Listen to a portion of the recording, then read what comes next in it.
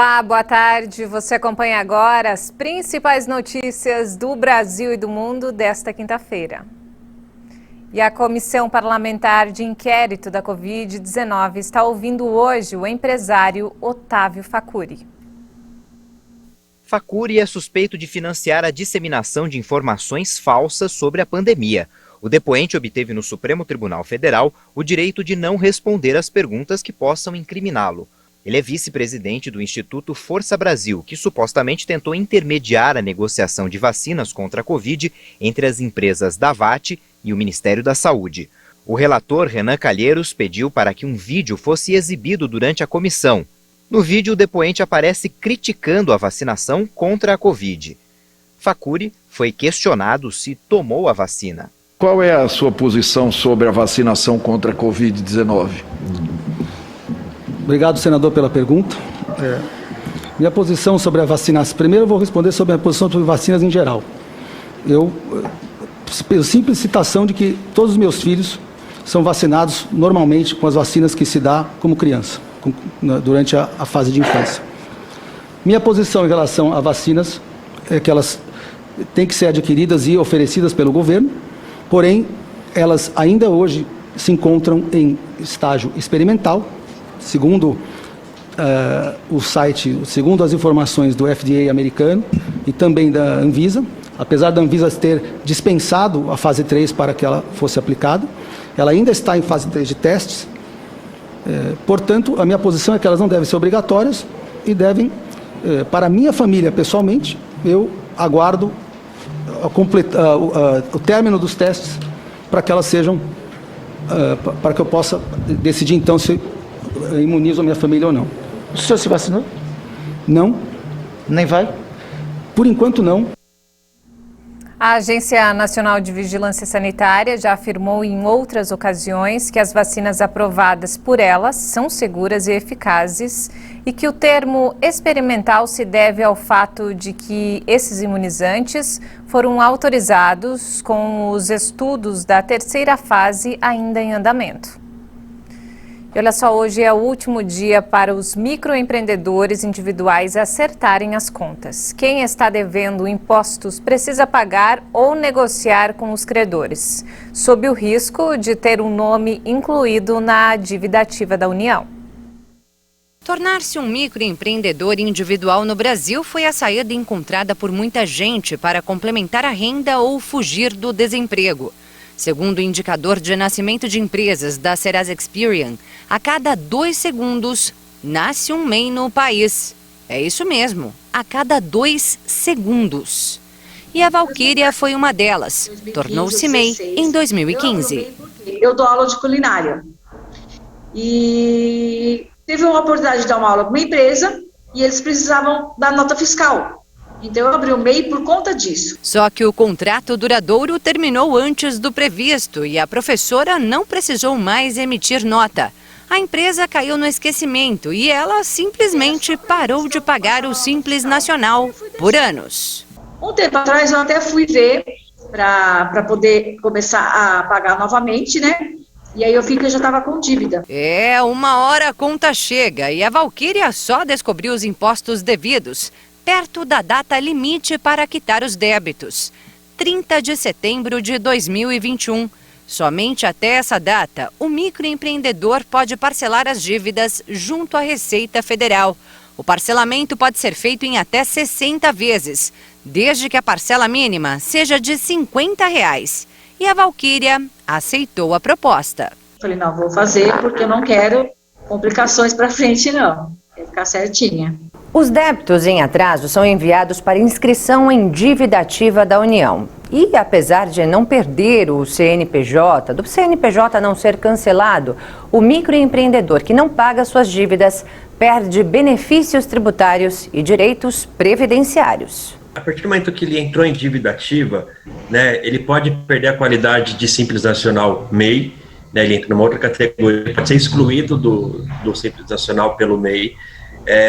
Ele pode também ter umas dívidas tributárias municipais e estaduais, porque ele desmembra as dívidas, e também as dificuldades para obter empréstimos e financiamentos. Além disso, o microempreendedor individual perde a qualidade de segurado do INSS. Então, por exemplo, se você ficar doente ou precisar de um auxílio do INSS, como sua conta vai estar em dívida ativa, não vai estar sendo regularizada, você não vai ter o direito a isso. Mas é importante ressaltar que agora só serão enviados para inscrição em dívida ativa para que todos saibam nomes de exatamente contribuintes como que tenham funciona a rotina débitos de desses 2016 Hoje a para produção trás. do Fala Que Eu Te Escuto Mesmo que ele tenha vive deixado de pagar um único mês por esquecimento, por exemplo. Exatamente.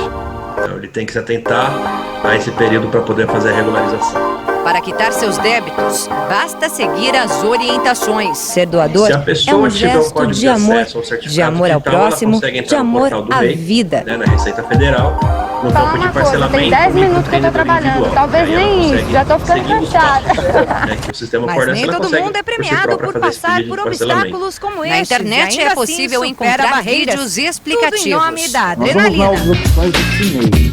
Aqui, parcelamento microempreendedor individual. Nós vamos clicar aqui nessa chavezinha e depois ingressar com os nossos dados. Ou, se preferir, procure um contador. Para que ele te oriente, para que ele te dê o suporte para entrar com o pedido de parcelamento e regularização das pendências, e aí é o caminho mais rápido e fácil que o contador vai poder orientar.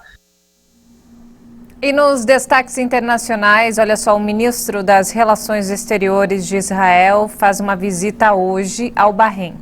Os dois países normalizaram as relações há um ano.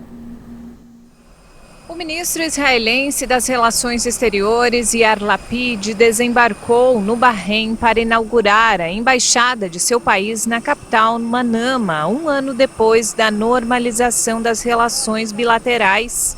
Esta é a primeira visita de um chefe da diplomacia de Israel a este país do Golfo. A viagem também será marcada pela assinatura de vários acordos de cooperação. Além disso, nesta quinta-feira, decolou o primeiro voo comercial entre Manama e Tel Aviv. Protestos foram registrados. Uma parte importante da sociedade do Bahrein se opõe ao estabelecimento de relações com Israel e apoia a causa palestina. Em 15 de setembro de 2020, o Estado do Golfo assinou, ao mesmo tempo que os Emirados Árabes Unidos, um acordo de normalização com Israel. Os dois países se tornaram os primeiros estados árabes a reconhecer Israel após o Egito em 1979 e a Jordânia em 1994. Os palestinos acusaram os países de trair o consenso árabe, que há décadas condiciona qualquer acordo com Israel a um acordo de paz prévio com os palestinos. E olha só essa história, uma família na Croácia abriu um hotel para abelhas que oferece colmeias produtivas para venda a clientes que desejam criar abelhas, mas não têm tempo ou espaço para cuidar dos animais. O apicultor Domagoj Balja, cuja família passou décadas se dedicando na criação de abelhas, explica que o empreendimento responde à crescente curiosidade entre os compradores de seu mel sobre como ele é feito, já que a apicultura sofre com a queda global nas populações de abelhas. A família, que vive no nordeste da Croácia, oferece às pessoas que desejam ter seu próprio mel caseiro um contrato de 3 anos no valor de 2.500 kuna croata, que equivale a aproximadamente $391.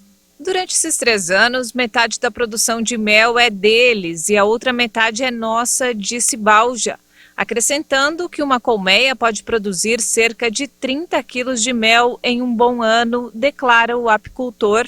Atualmente, 25 clientes possuem abelhas na fazenda. Embora a maioria seja de cidades croatas, alguns vêm de outros lugares, incluindo um piloto de Dubai e um técnico de futebol de Jeddah. Para Nena Salopek, que comprou uma colmeia no ano passado e colheu 4 quilos de mel, avalia como ótima a qualidade do mel puro extraído. No entanto, as mudanças climáticas podem dificultar a apicultura para Balja e seus clientes. O apicultor disse que a fazenda de abelhas perdeu todos os seus lucros neste ano depois que a neve e a geada destruíram a árvore florida denominada gafanhoto, que é necessária para a produção de mel. Na primavera, tivemos que alimentar as abelhas de forma intensiva para que não morressem de fome, o que nunca havia acontecido conosco antes, acrescentou o apicultor. As abelhas são vitais para fertilizar as plantas e estão ameaçadas pela atividade humana, pelo uso de pesticidas e fertilizantes e também pelas mudanças climáticas. E essa edição fica por aqui. Mais informações daqui a pouco às 5 da tarde com Maria Alice Dias. Obrigada pela companhia.